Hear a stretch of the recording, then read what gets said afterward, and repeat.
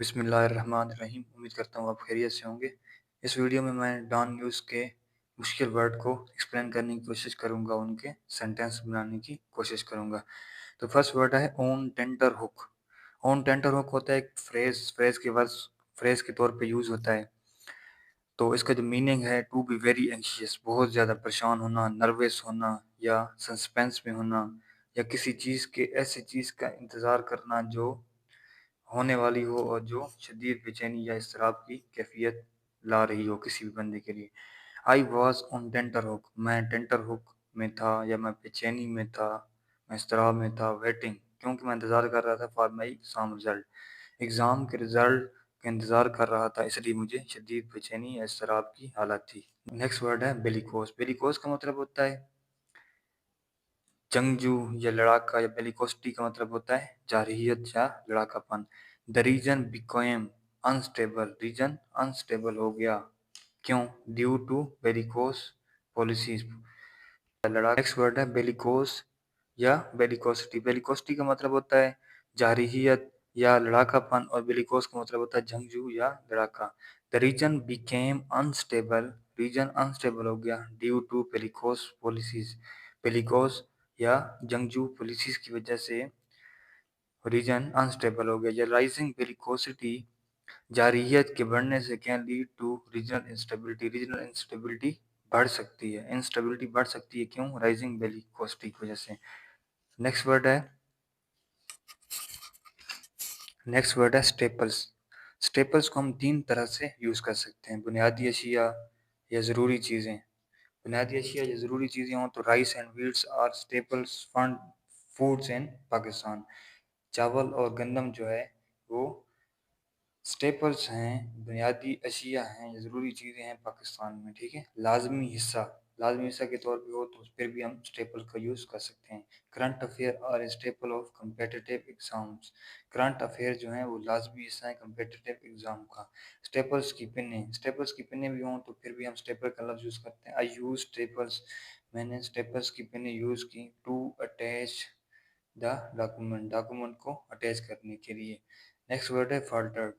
Falter का मतलब होता है टू हेसिटेट, हिचकिचाना, लूज स्ट्रेंथ या अपनी स्ट्रेंथ को खोना, और बिकम अनस्टेडी या लड़खड़ाना। When someone falters they lose confidence, pause nervously और weaken. It can be in speaking, walking और परफॉर्मेंस। ये स्पीकिंग में भी हो सकती है लड़खड़ाहट या हिचकिचाना या कमजोरी, वॉकिंग में भी हो सकती है या परफॉर्मेंस में भी हो सकती है। She faltered for a moment before answering the question. वो लड़खड़ाई, वो हिचकिचाहट का शिकार हुई, क्यों?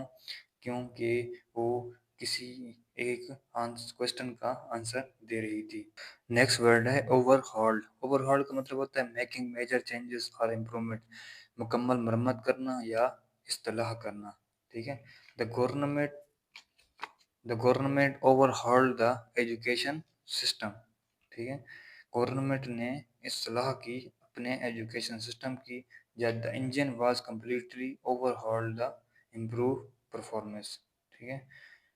इंजन को मुकम्मल तौर पर, कम्प्लीटली तौर पर मरम्मत किया गया, क्यों? इम्प्रूव करने के लिए परफॉर्मेंस को। नेक्स्ट वर्ड है फ्रॉड। फ्रॉड का मतलब होता है मिसाइल, खतरों या परेशानियों से भरा हुआ। The situation was fraud with danger, हालत जो थी वो भरी हुई थी खतरे से। नेक्स्ट वर्ड है बाई जॉन्स। बाई जॉन्स का मतलब होता है माजी की चीज़ें जो अब ज़रूरी नहीं। तो ये एक न्यूज़पेपर में यूज़ हुआ था, let by John's be by John's, जो हो गया सो हो गया, अब भूल जाओ और आगे बढ़ो, ठीक है। बाई जॉन्स का मतलब होता है माजी की चीज़ें जो अब ज़रूरी नहीं होती। नेक्स्ट वर्ड है इंट्रीगिंग। इंट्रीगिंग का मतलब होता है बहुत दिलचस्प, पुरअसरा या दिलचस्पी पैदा करने वाला। This story is very intriguing. Intriguing मतलब बहुत दिलचस्प स्टोरी है, ठीक है। इंटरेस्टिंग के तौर पे भी आप यूज़ कर सकते हैं, वंडरफुल के तौर पे भी आप यूज़ कर सकते हैं। This story is very intriguing, ठीक है। नेक्स्ट वर्ड है रिसिप्रोकेट। रिसिप्रोकेट का मतलब होता है to respond to someone in the same way they treat you. किसी बंदे को रिस्पॉन्स करना ऐसे ही जैसे उसने आपको ट्रीट किया हो, बदला देना, वैसे ही जवाब देना, या एहसान का बदला चुकाना।